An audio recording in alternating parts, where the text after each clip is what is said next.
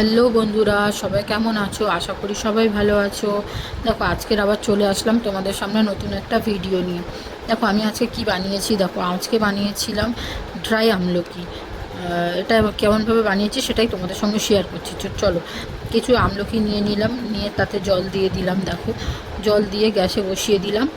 ওটা ফুটতে দেবো আর কি, মানে সেদ্ধ করবো আমলকিগুলো ভালোভাবে সেদ্ধ করে নিলাম, নিয়ে গ্যাস বন্ধ করে দিয়ে এবার ওগুলো আস্তে আস্তে তুলে নিচ্ছি। গরম জল থেকে তুলে আলাদা পাত্র রাখছি আর কি।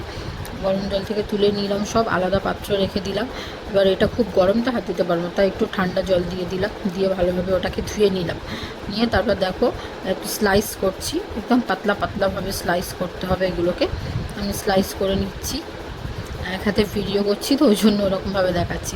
তো এবার পাতলা স্লাইস করে নিলাম, নিয়ে দেখো এর মধ্যে বিট লবণ দিয়ে দিচ্ছি। বিট লবণ দিয়ে ভালোভাবে মাখিয়ে নিতে হবে।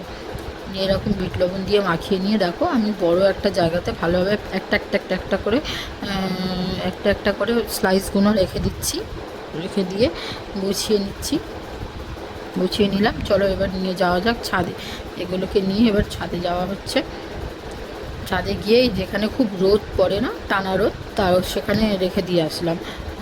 ওখানে রাখলাম। চলো এবার এটা না 2-3 দিন ধরে শুকাতে হবে। 2 দিনেও হয়ে যায়, 3 দিনেও। চলো, আজকে দ্বিতীয় দিন, দেখা যাক আমলকিগুলো কেমন আছে। দেখো, আমলকিগুলো কতটা শুকিয়ে গেছে, সুন্দরভাবে শুকিয়ে গেছে। এরপর যা স্টোর করে রাখবো। চলো, এটা নিয়ে এখন নিচে যাওয়া যাক।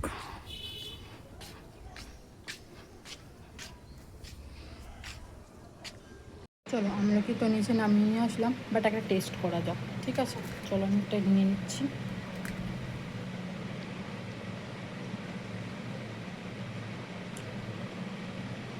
হেবি সুন্দর লাগছে, খুব সুন্দর হয়েছে। তোমরা ট্রাই করে দেখবে বাড়িতে।